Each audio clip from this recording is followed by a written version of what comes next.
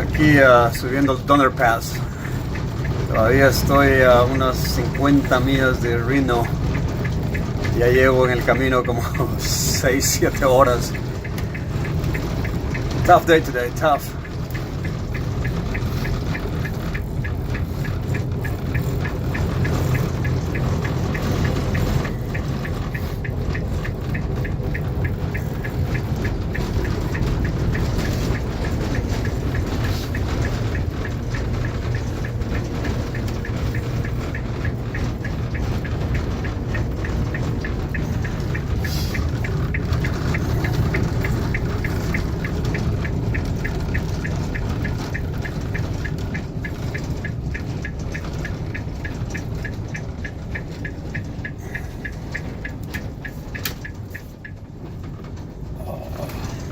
Otra vez a parar.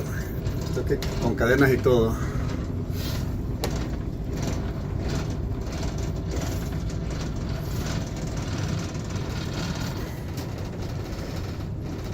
Aquí es lo malo, perder tracción.